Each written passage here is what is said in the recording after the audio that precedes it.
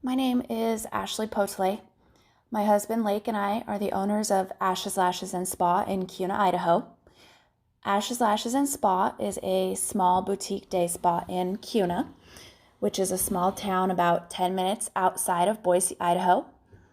Our business has been open just over 2 years now, but was a dream of mine for almost 2 decades before we began to make it a reality. As a young girl, I was awkward and struggled with self-image and fitting in. I went to a school that was in a well-to-do neighborhood. I remember feeling like an outsider. My dad burnt the candle at both ends to put food to provide for 5 kids and keep the lights on. Our school clothes came from Shopko and the youth ranch, while my classmates flaunted Hollister and similar.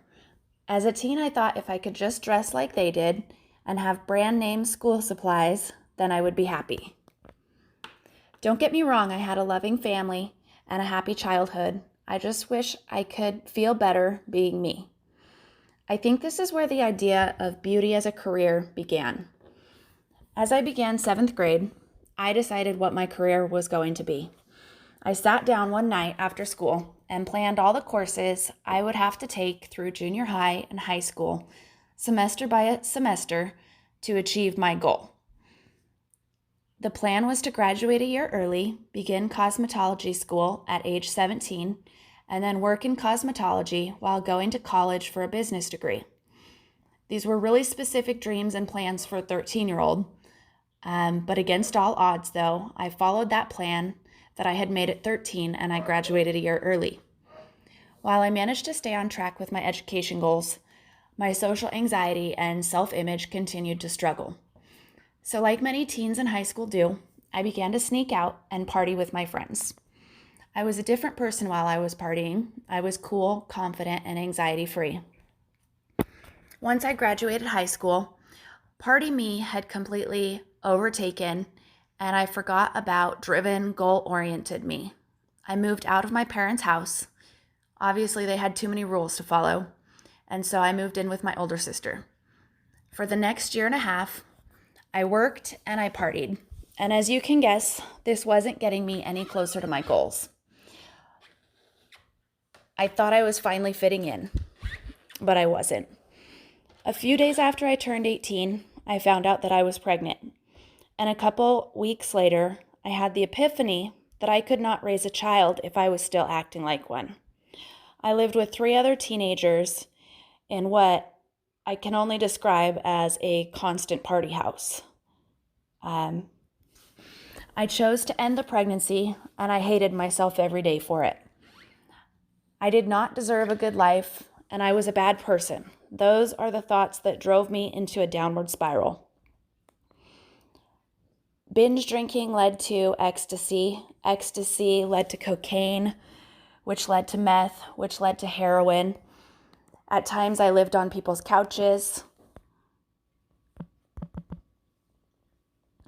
Other times, I lived in my car, and I spent a lot of nights in jail. So how did I go from this rock bottom to owning my own business? Well, a series of events occurred, which was followed by a lot of work. My older sister got pregnant, and I really wanted to be an aunt. I wanted to be a good example, though, and in my current state, I couldn't do that. I saw my friends were going to prison, and I had family accuse me of stealing from my grandmother. Throughout my addiction, I did a lot of bad things, but I never stole from my family. I missed my family, and I wanted to have ground to stand on to defend myself. At this time, I had a year in jail, hanging over my head for a probation violation, and warrants out for my arrest. I wanted to get clean, and this was the out that I needed.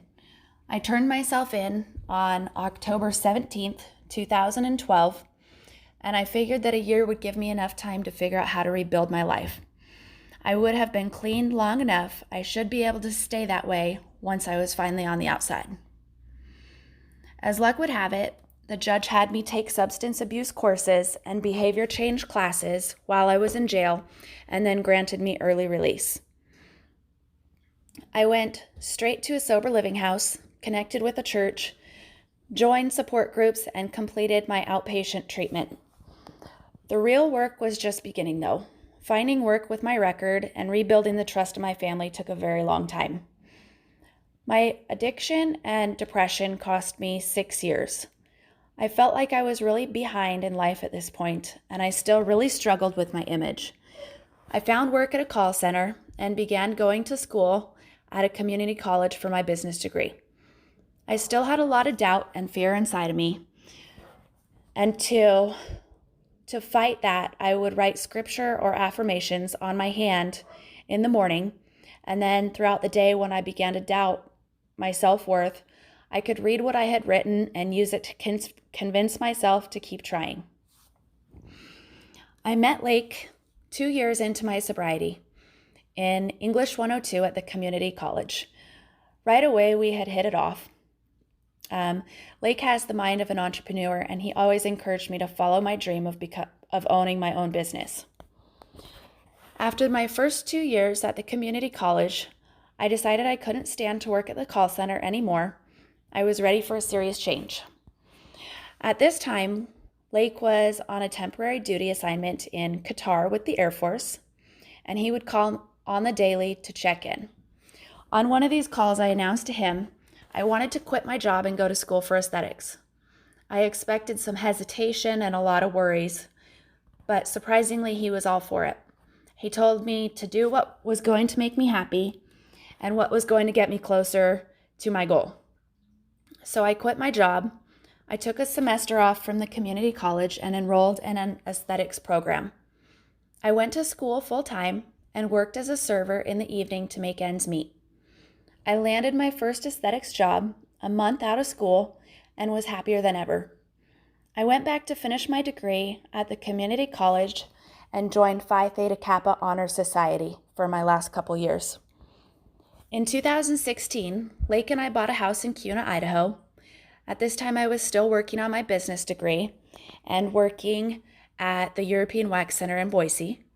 I had learned to do eyelash extensions and had begun doing them for friends from my home.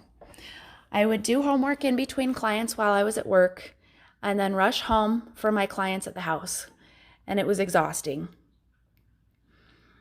I liked to take my dog running when I could find the time to help relieve some stress. During one of these runs, my dog tried to cut from my right side to my left side and kneecapped me with her skull. She about took me out. I had to stop and take a few minutes to recover, and that is when I noticed the office building I was in front of. It had a sign up that it had spaces available for lease.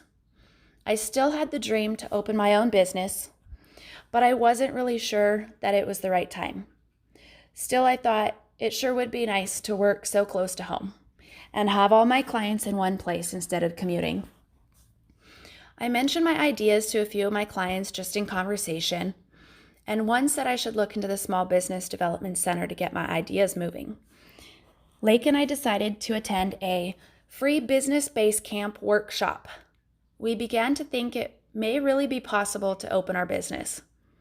After the workshop, we began meeting with a free counselor who helped us to develop a business plan over a series of meetings. So now I had the education and we had a plan, but we didn't have any money.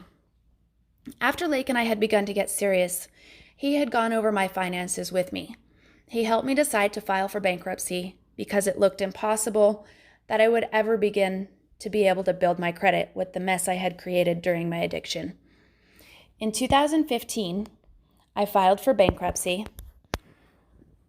so it was extremely unlikely that we would get any funding from a bank for our business. Our only other option was family. I took my original plan to my uncle to ask for a loan, and he didn't say no, but he didn't say yes either. He wanted more details.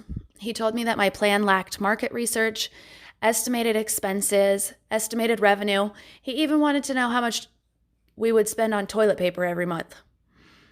So we had more appointments with the business counselor and a lot more back and forth with my uncle. I made spreadsheets. I researched competitor pricing. I researched literally anything and everything that could help us know what we were getting into. Finally, we had a complete plan, and my uncle was satisfied. We made a legal contract just like a bank would have, We had interest on the loan, payment dates, and final balance payoff amounts. And he sent us a check. At that point, we began getting the spa put together. Along with the loan from my uncle, Lake sold his beloved motorcycle and borrowed money from his mom to make it all possible. So like I said in the beginning, we've now been open for 2 years. I am super grateful to everyone who has believed in my dream and supported us along the way. The vision I have always had for my business is to help people be more confident and comfortable in who they are. I have struggled with my self-image my whole life, and I really enjoy helping my clients to be more confident in who they are. Through my years of addiction, I caused a lot of damage to my skin, and that has caused my favorite services to provide to my clients are the ones that help them love who they see in the mirror. We offer many different personalized facials to address acne, scarring, fine lines, and wrinkles.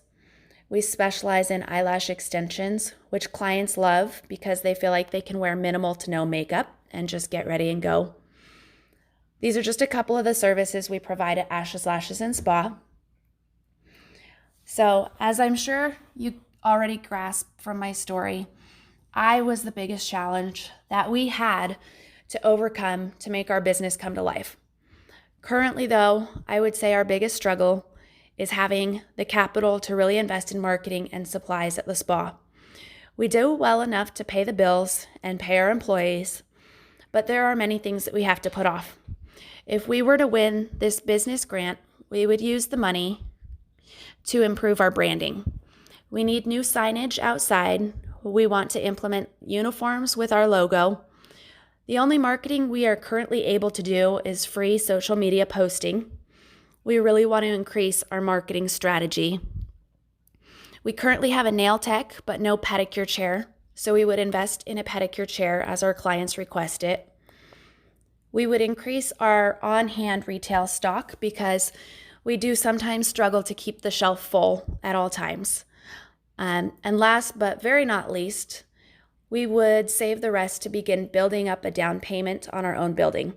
Our lease is our largest current expense, so this would really help us out in the long run. Thank you so much, NAV, for the opportunity to apply for this grant. It really is an amazing opportunity for small business owners like Lake and I. Congratulations to whatever business you choose. Thank you.